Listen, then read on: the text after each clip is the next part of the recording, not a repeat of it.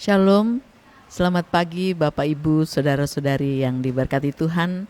Berjumpa kembali di dalam renungan singkat Jemaat Yosodipuro pada pagi hari ini. Untuk itu, sebelumnya mari kita tunduk kepala dan kita berdoa. Bapa kami yang di surga, kami siap mendengar firman Tuhan. Kiranya Tuhan akan memberkati dan membuka hati kami, agar firman ini boleh kami jadikan kekuatan dan pedoman hidup kami. Terpujilah namamu Tuhan, di dalam nama Tuhan Yesus kami berdoa. Amin.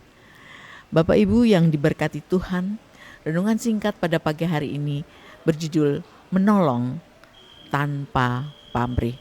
Dan ayatnya terdapat di dalam Lukas 6 ayat 33. Jika Bapak Ibu ada Alkitab, mari kita buka sama-sama. Lukas 6 ayat 33, di situ dikatakan, sebab jikalau kamu berbuat baik kepada orang yang berbuat baik kepada kamu, apakah jasamu? Orang-orang berdosa pun berbuat demikian. Saya mencoba mencari apa arti kata pamrih di dalam Kamus Besar Bahasa Indonesia. Kemudian saya menemukan di sana arti kata pamrih yaitu maksud yang tersembunyi dalam memenuhi keinginan untuk memperoleh keuntungan pribadi. Sedangkan apabila ditambah dengan kata tanpa, berarti tanpa pamrih, artinya yaitu tidak dengan. Bila kedua kata itu digabung, maka maknanya akan bermetaformosis, yang artinya adalah tulus atau ikhlas. Jadi menolong tanpa pamrih adalah menolong secara tulus, menolong secara ikhlas, tanpa ada di pikiran. Bapak Ibu, saya ingin memberikan satu kesaksian di awal ini mengenai apa itu kata pamrih. Saya pernah diberitahu oleh Tuhan satu kejadian bahwa saya menolong dengan pamrih. Di situ baru saya mengetahui apa arti makna sesungguhnya dari menolong tanpa pamrih. Saya pernah menolong salah satu orang di suatu saat, di mana orang itu sakit dan di beberapa rumah sakit dia tidak sembuh-sembuh. Kemudian ketika pada waktu itu saya masih melayani di salah satu pelayanan kesehatan, saya mencoba menolong orang ini. Dan ternyata melalui tangan saya, Tuhan memakai tangan saya, orang ini dapat sembuh sempurna. Di situ saya tidak pernah berpikir, dan perpikiran saya adalah orang ini pasti akan berterima kasih kepada saya. Di suatu saat nanti pasti dia tidak akan berbuat jahat kepada saya. Dan ternyata Bapak Ibu Saudara-saudara yang diberkati Tuhan, justru orang ini yang menghancurkan dan yang berbuat tidak baik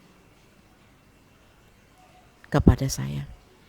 Di situ baru saya mengerti, Tuhan berbicara kepada saya bahwa kamu sudah menolong dengan pamrih di dalam pikiran kamu. Bapak Ibu Saudara-saudara yang diberkati Tuhan, disitulah saya merasa tertunduk, saya merasa malu kepada Tuhan. Oh Tuhan, apakah selama ini saya sudah begitu?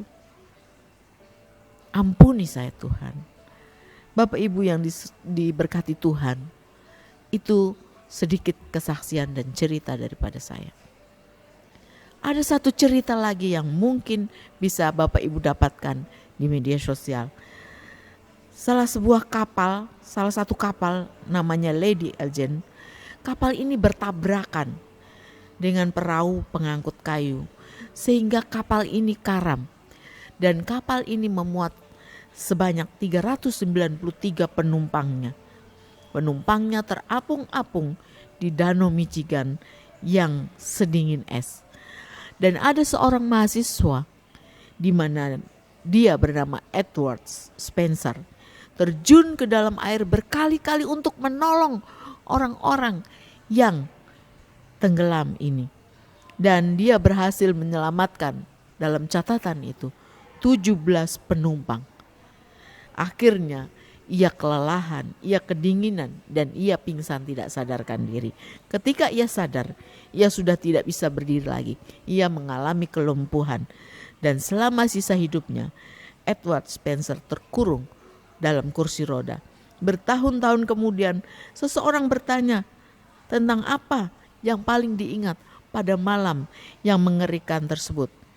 Dan menurut laporan wartawan, surat kabar dari Chicago, Edward menjawab, ternyata yang paling dia ingat yaitu yang jelas dari semua 17 orang yang dia selamatkan, tidak ada satupun yang datang untuk mengucapkan terima kasih kepadaku.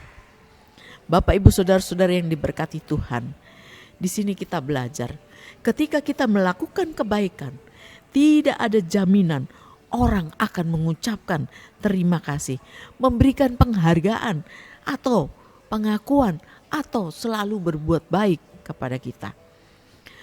Dan mungkin malah sebaliknya seperti yang saya alami. Saya menyadari bahwa itu Tuhan sudah sedang berbicara kepada saya untuk sebuah kata, yaitu dua buah kata, yaitu tanpa pamrih. Bapak, Ibu, saudara-saudara yang diberkati Tuhan, kebaikan atau pertolongan kita itu mungkin sering dianggap angin lalu dan kita dilupakan begitu saja. Namun sebagai hamba Tuhan, kita semua dipanggil untuk mengulurkan tangan kepada siapa saja yang memerlukan bantuan. Yesus tidak pernah menghitung untung rugi. Sebelum menyembuhkan orang, dia tidak berpikir, akankah orang ini berterima kasih nantinya kepada saya? Apakah setelah ditolong kelak ia akan memujiku? Kristus sama sekali tidak berpikir demikian. Dan dia menolong tanpa pamrih. Mari kita meneladani Kristus dengan selalu memberikan yang terbaik, karena Allah sudah terlebih dahulu memberikan yang terbaik kepada kita tanpa pamrih. Bahkan harganya lunas dibayar dengan darahnya yang suci. Ketika kita menolong orang lain, hal itu merupakan urusan antara kita dengan Tuhan, bukan antara kita dengan orang tersebut yang kita tolong. Hendaklah kita tetap menolong dengan setulus hati, sekalipun tidak mendapatkan ucapan terima kasih, sekalipun tidak mendapatkan balasan yang seperti kita inginkan.